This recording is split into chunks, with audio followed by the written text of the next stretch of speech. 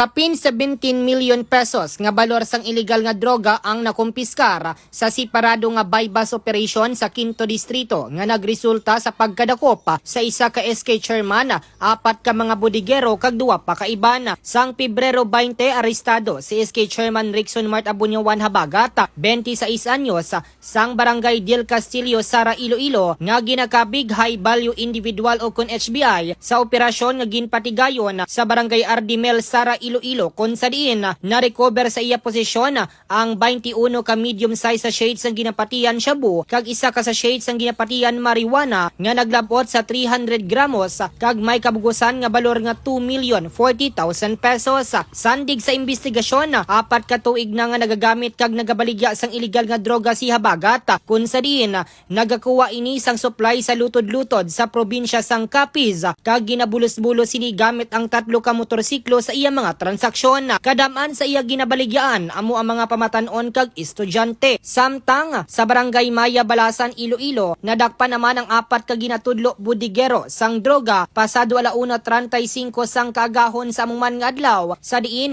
isa sa ila ang yara sa Regional Target Priority List. Ang mga nadakpan amo Sanday Bimboy Tumalon Fajardo, 46 anyos, sang barangay Guugo, Estancia, Iloilo nga amo ang target. Domingo Montero Patricio, 63 anyos, sang barangay Maya, Balasan, Iloilo. Jose Carlo Labasti Marcelino, 22 anyos, sang barangay Poblasyon, Balasan, Iloilo. Kag April Concepcion Malilin Francisco, 21 anyos, sang barangay Ipil, Balasan, Iloilo. Nabaklan si Fajardo sang shabu nga balor 26,000 pesos. Kon sa diin na-recover pagid sa operasyon ang 8 kadako nga sa shades sang suspected shabu, 4 ka natay sa shades sang illegal nga droga, 7 ka gamay nga sa shades sang ginapatian shabu, weighing scale, sako bag kag isa ka .38 caliber revolver nga may isa ka bala. Naglabot naman sa 2,065 gramos o kun masobra 2 ka kilo ang nakuha nga droga nga may standard drug price nga 14,008,000 pesos. Si Fajardo ang ginatudlo nga main supplier sa mga drug personalities sa Quinto Distrito. Samtang sang Pebrero 19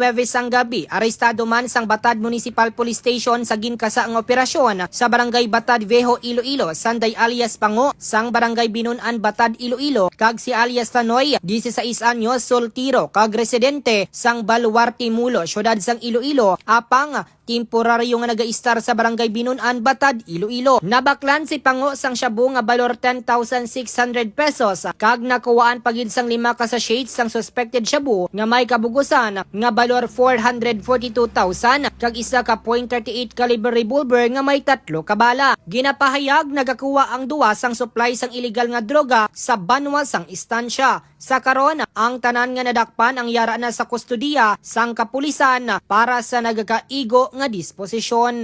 Balita nagikan diri sa Quinto Distrito. Ini si K5 Reggie Plazuela de Mayo para sa kampiyon nga balita, serbisyo publiko kag kalingawan sa Quinto Distrito. K5 News FM. Ang ining nga balita ang ginadulong sa inyo sang DTX Coffee Mix. Himo sa natural nga sangkap pareho sa Amarcuso, chia seeds, sugared cane extract powder. DTX Coffee Mix. Nakakapi ka na, naka-detox ka pa.